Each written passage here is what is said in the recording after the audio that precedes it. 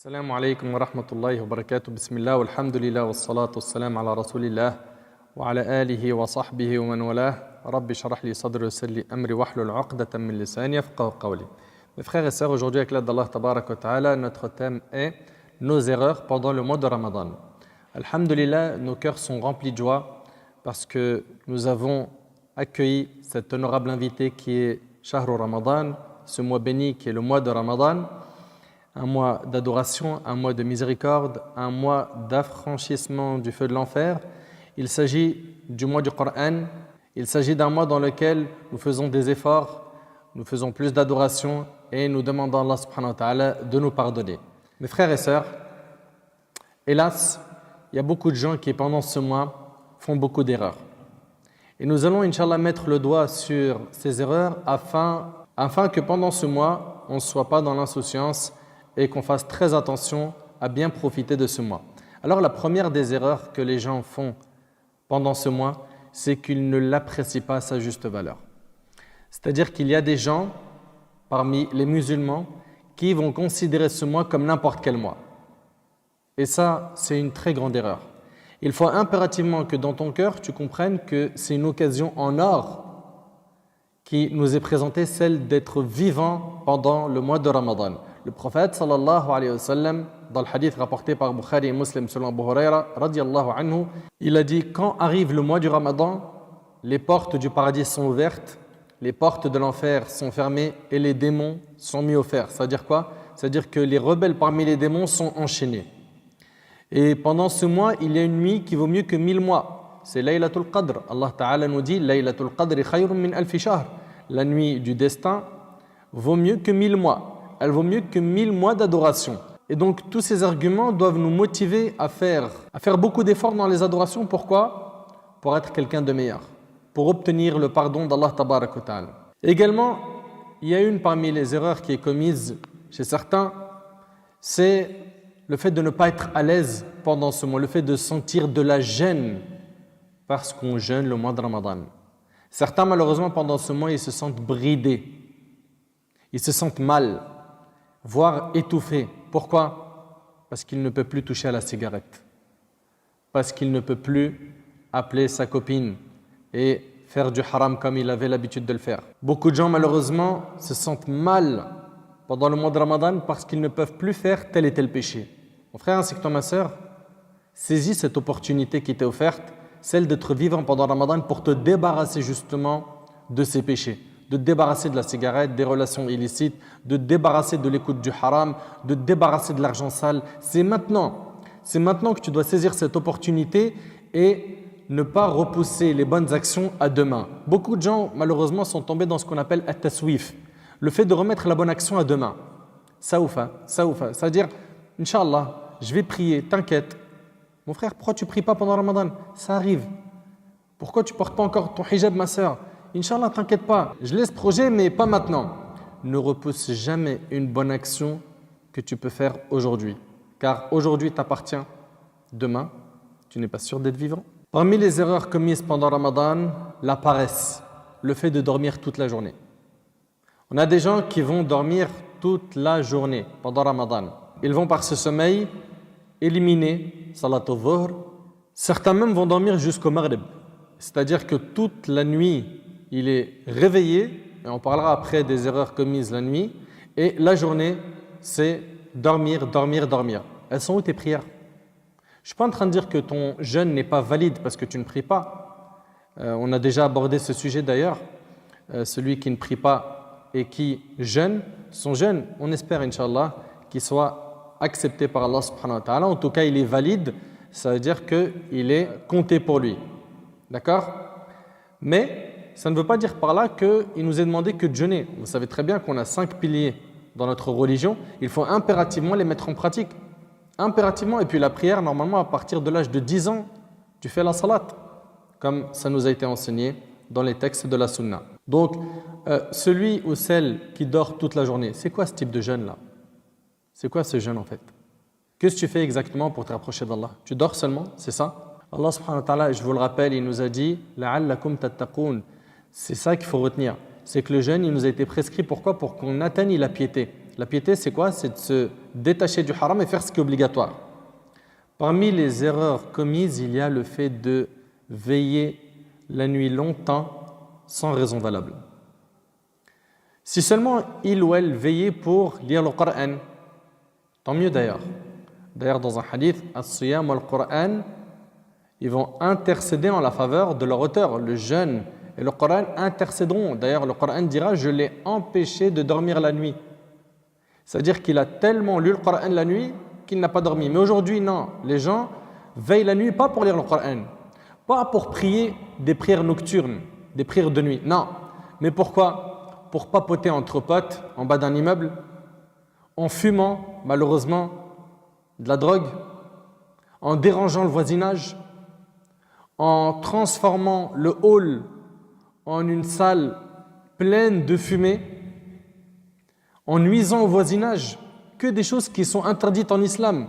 Soit ils sont entre potes en train de faire ça, soit il est au téléphone en train de papoter dans le haram avec une personne du sexe opposé, soit ils sont en train de surfer sur les réseaux sociaux et de tuer leur temps et d'accumuler des péchés. Tout ça, mes frères ainsi que vous, mes sœurs, est interdit. Les soirées où vous êtes en train de fumer, où vous êtes en train de vous droguer, les soirées où vous passez vos nuits à draguer au téléphone, les soirées où vous êtes en train de passer votre temps dans des cafés. Wallahi, je me rappelle, les années précédentes, on sortait de la mosquée après Tarawih et je voyais les cafés remplis, blindés. C'est une catastrophe de voir autant de gens dans les cafés alors que normalement vous êtes censé faire quoi? Prier, lire le Coran, demander pardon à Allah subhanahu wa ta'ala, vous rapprocher d'Allah. D'autres sont devant la télé, les chaînes télévisées. D'autres, pendant Ramadan, leur kiff, c'est les caméras cachées et les feuilletons. Et d'ailleurs, il y a des caméras cachées qui sont faites que pour Ramadan. Pourquoi? Pour amuser les gens. Alors, je n'ai pas dit qu'on n'a pas le droit de rigoler. Mais t'imagines, subhanallah, pendant Ramadan, il passe sa nuit à rigoler. C'est tout, il ne fait rien d'autre. Blague sur blague. Et puis, à part que ça, il y a aussi les feuilletons, les moussalsalat. Vos parents savent de quoi je parle. Pas que les parents d'ailleurs. Vous regardez des feuilletons. Parce que ces feuilletons-là, ils sont inédits. Ils viennent que pendant Ramadan. On regarde donc la télé avec tout ce que ça contient comme obscénité, comme exhibition, comme paroles obscènes, comme insultes, gros mots. C'est-à-dire dans la journée on jeûne, on obéit à Allah et la nuit, on perd toutes les récompenses qu'on a gagnées. Vous trouvez ça logique, franchement? C'est pas normal. C'est pas normal de passer son mois de Ramadan devant la télé, devant son smartphone, devant son ordinateur. On n'a pas de temps à perdre. Il se peut que ce soit le dernier mois que tu jeûnes de ta vie. Combien de nos proches, de nos amis étaient avec nous l'année dernière et cette année ils sont sous terre? Combien? Parmi les erreurs pendant le mois de Ramadan, il y a le fait de trop manger. Au lieu d'être le mois du jeûne, des prières nocturnes, des bonnes œuvres, non. On va certes jeûner dans la journée et la nuit, on va tellement manger jusqu'à ne plus bouger. Jusqu'à même certains, ils n'arrivent plus à respirer. Il est KO, allongé, tu lui dis lève-toi, fais la prière. Il dit voilà, j'arrive pas. Et il transpire, il sue. Pourquoi? Il a mis la montagne de Uhud dans son ventre. Mais subhanallah, c'est pas ça la sunna.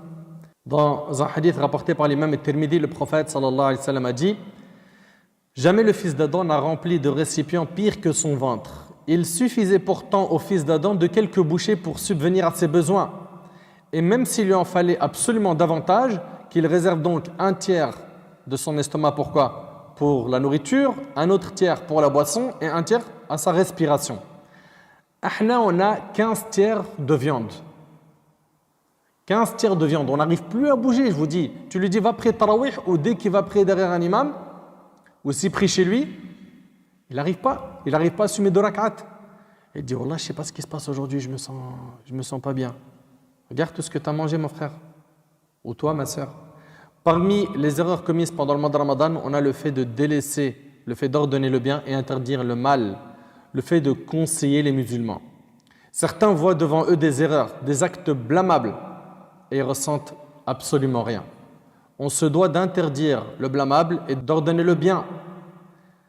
Mais si on pense au fond de notre cœur que personne ne nous écoutera, si vous pensez tous comme ça, personne ne fera la da'wah. Fais la da'wah, mais avec sagesse. Et rappelle-toi, quand Allah tabaraka wa ta'ala, il a dit à Moussa alayhi salam, concernant Pharaon, فَقُولَا لَهُ قَوْلًا لَيِّنًا. Parlez-lui gentiment. Donc parle gentiment avec les gens, mets la forme et ne délaisse pas la da'wah. Surtout quand vous rentrez chez vous et que vous voyez des jeunes autour de l'immeuble qui sont en train de faire des péchés. Allez les voir, parlez-leur, bloquez 2-3 minutes. Une de vos paroles peut ouvrir, par la permission d'Allah subhanahu wa ta'ala, l'un des cœurs de ces jeunes. Ou les membres de votre famille dans le cas où c'est eux qui sont loin d'Allah. Et n'oubliez pas que le prophète il a dit « Ad-dinu an-nasih » la religion, c'est le bon conseil. Et c'est rapporté par l'imam muslim. Parmi les erreurs de certains pendant Ramadan, on a le fait que pendant ce mois, il y en a beaucoup qui vont mendier alors qu'ils ne sont pas dans le besoin. Certains même, ils vont jouer avec les sentiments des gens et ils savent que pendant ce mois-là, les gens sont généreux et ils vont utiliser des ruses pour mendier. Ils accumulent des péchés, qu'ils craignent Allah subhanahu wa ta'ala. Le prophète nous a enseigné que la main qui donne est meilleure que la main qui reçoit. Apprends à ne pas tendre ta main. Garde ta fierté. Et le prophète a dit que celui qui n'exprime pas son besoin, Allah le met au-dessus du besoin. Allahu Akbar. Parmi les erreurs commises pendant ce mois, on a la calomnie et la médisance et les péchés de la langue qui se normalisent. Oui, je jeûne, je ne mange pas, mais sa langue, c'est une tronçonneuse. Toute la journée, il est en train de salir l'honneur d'un tel, parler sur le dos d'un tel, lancer des rumeurs sur un tel, mentir sur un tel, calomnier un tel. Dans le hadith rapporté par Al-Bukhari sur Abu Hurayra radiyallahu anhu, le prophète sallallahu alayhi wa sallam a dit « Celui qui n'abandonne pas le mensonge, Allah n'a pas besoin qu'il s'abstienne de manger et de boire. » Et on a des gens malheureusement qui vont mentir, salir l'honneur d'autrui, insulter les gens, mentir, et on vous a dit que tout cela fait partie des péchés de la langue qu'il faut éliminer. Parmi les péchés qu'on a pendant Ramadan et les erreurs commises pendant Ramadan, on a le fait que certains ils vont écouter de la musique à fond. Alors, en dehors de Ramadan déjà, tu sais très bien ce que ça apporte à ton cœur et dans ta relation avec Allah, mais pendant Ramadan, c'est grave. Rappelle-toi que Ramadan, c'est le mois du Coran. Allah Ta'ala nous dit « Shahru Ramadan, alladhi unzila fihi al-Qur'an » le mois du Ramadan dans lequel a été révélé le Coran. Et on a des gens qui, ni pendant Ramadan, ni en dehors de Ramadan, ils se connectent au Coran. Non, il est connecté au son, chez lui ou avec ses amis. Ils écoutent de la musique à fond. La hawla wa la quwwata illa billah al-ali al-azim. Et j'implore Allah subhanahu wa ta'ala de les guider et de guider les prêcheurs qui les orientent vers ces opinions isolées en disant toute la journée, comme on l'entend, Ibn Hazm a dit, ils prennent jamais de leur vie les opinions d'Ibn Hazm, mais d'un seul coup, ici il faut les prendre. Parmi les erreurs commises pendant le mois de Ramadan, il y a le fait que certains vont manger, vont rompre le jeûne sous prétexte qu'ils ont des examens à l'école. Oui, à l'école, en fait, si moi je jeûne le jour de mon examen, je risque de perdre dans ma concentration. Vous imaginez si les compagnons radiyallahu anhum, ils avaient dit ça, eux qui ont déjà combattu pendant Ramadan, ils ont fait la guerre pendant Ramadan. Il faisait chaud. L'ennemi était très armé comparé à eux, qui n'avaient pas assez d'armes. Et ils n'ont pas dit au prophète sallam, vas-y, nous on peut combattre qu'en hiver quand la chaleur elle est moins intense. Et puis après le maghrib de préférence, parce que dans la journée, là pour un examen, tu t'abstiens de jeûner, ça c'est une erreur. Parmi les erreurs commises par certains jeûneurs, on a le fait qu'ils se mettent rapidement en colère et qui vont prétexter cette colère par quoi? Par le jeûne. Subhanallah. Tu lui dis, mon frère, qu'est-ce qui t'arrive? Pourquoi tu es en colère? Il dit, tu vois pas que je jeûne là? Je jeûne, je suis en colère. Mais justement, si tu jeûnes, tu dois maîtriser ta colère. Le jeûne, il est là pourquoi? Pour t'éduquer, c'est une école, Ramadan. Tu dois ressortir avec un meilleur comportement. Et rappelle-toi, Ya ayyuhalladhina amanu kutiba alaykumus siyam kama kutiba ala alladhina min qablikum la'allakum tattaqun. Ô vous qui avez cru, il vous a été prescrit le jeûne comme il a été prescrit aux communautés qui vous ont précédé afin que vous atteigniez la piété. La piété, c'est quoi? C'est de faire ce qui est obligatoire, délaisser ce qui est interdit. Et la piété contredit la colère rapide. Le fait d'être injuste. Le jeûneur doit s'embellir avec le bon comportement, avec le sabr, avec la douceur, la rahma, la miséricorde. Et pas se dire, je jeûne donc j'ai le droit de me mettre en colère. Attention, il ne faut pas me parler aujourd'hui, je jeûne. Et il se met en colère. T'as rien compris. Parmi les erreurs commises pendant le mois de Ramadan, on a le fait que certains ne prient pas Salat al-Dhuhr. Pourquoi? Parce qu'il a dormi tellement tard à veiller à regarder son smartphone ou à rester avec ses amis ou à s'éclater sur Netflix qu'à la fin, il s'est réveillé à l'Asr ou au Maghrib. Il ne faut pas lui demander après pourquoi tu n'as pas pris Dhuhr. Pour lui, il trouve ça normal. Alors que faire sortir une prière de son temps, c'est un grand péché. C'est un grand péché, c'est quelque chose de très très grave. Parmi les erreurs commises pendant le mois de Ramadan, il y a le fait que pendant les 10 derniers jours de Ramadan, on va se prendre la tête sur l'achat des vêtements du Eid et les cadeaux du Eid et les gâteaux qu'on doit faire pour l'Eid en délaissant les prières de nuit pendant les nuits impaires où se trouve la nuit du destin. Ça, c'est grave. Tu veux acheter les cadeaux de l'Eid, achète-les avant d'entrer dans les 10 derniers jours de Ramadan. N'oublie pas qu'il y a une nuit qui vaut mieux que 1000 mois, c'est la nuit du destin. Parmi donc ces erreurs-là, parmi les erreurs, on a dit, il y a le fait de sacrifier les derniers jours à acheter des cadeaux, des vêtements pour l'Eid. Parmi les erreurs commises pendant le mois de Ramadan, on a le fait que certaines femmes passent leur temps à faire à manger pour les invités, parce que les invités, ils en reçoivent beaucoup. Également, tous les gâteaux qui sont à préparer pour l'Eid. Et à la fin, cette sœur ne profite pas assez du mois de Ramadan. Et ça, c'est du dhulm. C'est une injustice. Pourquoi? Le frère, il carbure, il met le paquet. Et la sœur, elle a le droit à quoi? À la cuisine. À faire des gâteaux. À faire des repas. Et quand tu lui dis, ma sœur, profite, elle te dit, je peux pas. Mon mari, il enchaîne les invitations. Et puis l'Eid, il arrive. Il m'a demandé ça comme liste de gâteaux. Ramadan, c'est pas fait pour manger et faire des gâteaux. Ramadan, c'est pour atteindre la piété. Donc mon frère, tu es responsable de ta femme. Tu es responsable de ta famille, de tes enfants. Crains ton Seigneur et fais en sorte que toute ta famille baigne dans l'ibada pendant Ramadan. Parmi les erreurs qu'on a pendant Ramadan, il y a le fait de ne pas prier Tarawih. Subhanallah, le prophète sallallahu alayhi wa sallam, il nous dit, celui qui a veillé à prier les nuits du Ramadan, poussé par sa foi, imanan wa ihtisaban, ghufira lahu ma taqaddama min dhanbi, poussé par sa foi et par l'unique espoir de la récompense d'Allah, Allah lui pardonne ses péchés précédents rapportés par Bukhari et Muslim sur Abu Huraira. Pourquoi est-ce que tu délaisses Tarawih? Pour quelle raison? Prie quelques rak'at. Même chez toi, si tu ne veux pas aller à la mosquée, mais prie un peu. Prie après Salat al-Isha, quelques rak'at. Rapproche-toi d'Allah subhanahu wa ta'ala. Et parmi les erreurs qu'on a également pendant le mois de Ramadan, il y a le fait que certains vont mettre le paquet au début du mois et à la fin du mois, c'est relâchement. C'est-à-dire au début du mois, la première semaine, tout le monde est opérationnel. Lecture de Coran, concurrence, dhikr, salat, etc. Puis dès qu'arrive la fin, relâchement complet. Mais non, c'est l'inverse. Le prophète sallam, c'était à la fin du mois de Ramadan où il faisait le plus d'efforts. Pourquoi? Parce qu'il y a la nuit du destin pendant les nuits impaires des 10 derniers jours de Ramadan. Fallah ibarik fikum, retenez que Ramadan c'est une occasion en or. On n'a pas le droit de la perdre cette occasion. On n'a pas le droit. Celui qui a toujours senti qu'il était loin d'Allah subhanahu wa ta'ala, qu'il a du mal, qu'il aimerait être meilleur mais il n'arrive pas. Mais c'est maintenant. C'est maintenant. Profite de cette occasion. Parmi les erreurs commises pendant Ramadan, et c'est avec ça que je termine, c'est le fait qu'on jette énormément de nourriture à la poubelle. Parmi ces erreurs donc, il y a le fait de jeter à la poubelle.